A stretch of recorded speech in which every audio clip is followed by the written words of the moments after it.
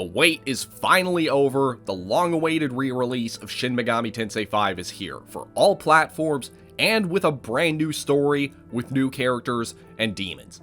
I wasn't planning to make an impressions video about this game, especially seeing as how a lot of people have already finished it and gotten their reviews up, but people keep asking me about it, so with about 15 hours of gameplay time, here are my early impressions of Shin Megami Tensei V Vengeance.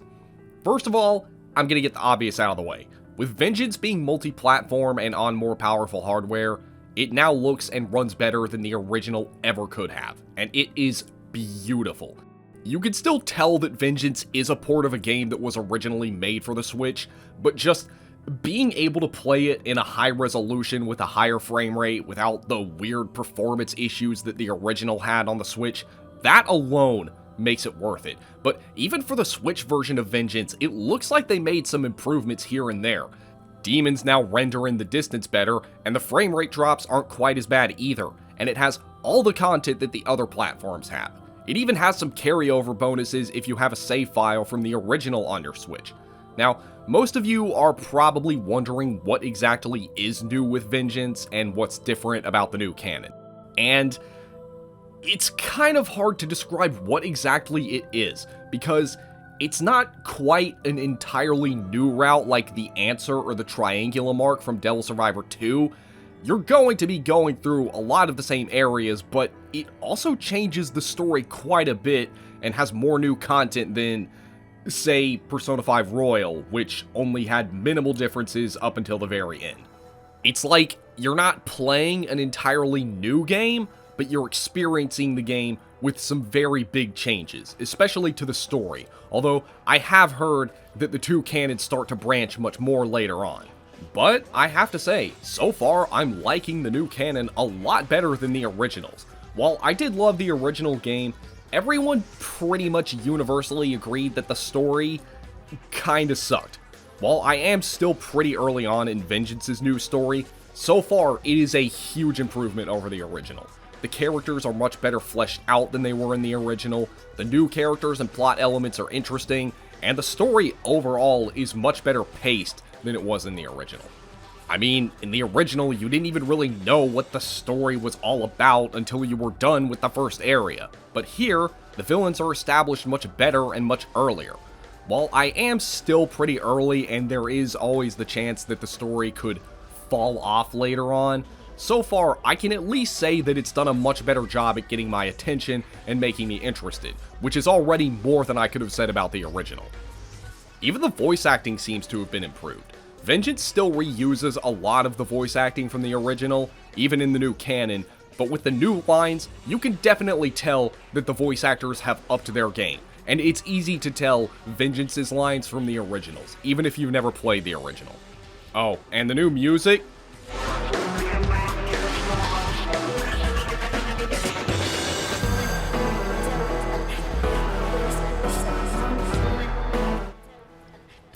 It's amazing.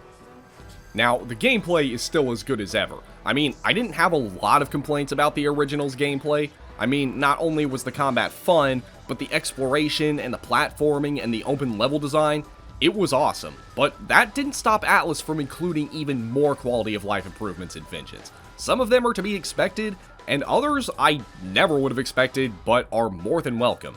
For one thing, you can now save anywhere. You no longer have to travel back and forth to the nearest ley line fount to save, which I don't really think was necessary considering that in the original, ley line founts were everywhere and you could easily teleport to them at any time, but at that point, I guess it would make more sense to ask why it wasn't there in the first place.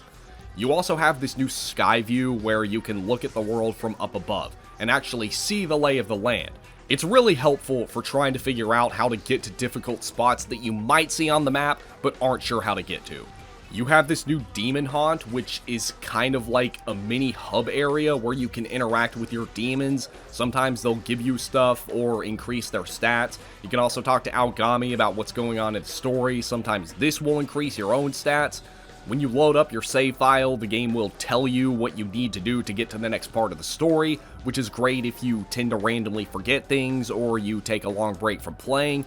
You've also got those new grind rail things, which let you get either to new areas or just act as shortcuts, and they are very helpful. Human characters can now join your party and fight alongside you. Yoko is the first character that does this, but the other characters can do this too. Enemies can now send in reinforcements after you beat them, which is annoying, but it does provide you with more EXP. The biggest improvement overall, though, is how they improved level scaling.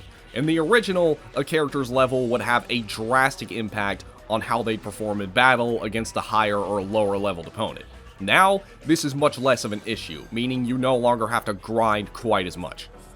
Another thing that's cool is that there are items that allow you to completely reassign your stat bonuses, meaning that if you've been going for a magic build but suddenly you decide you'd rather have a physical build, well, you can change it with one of these items.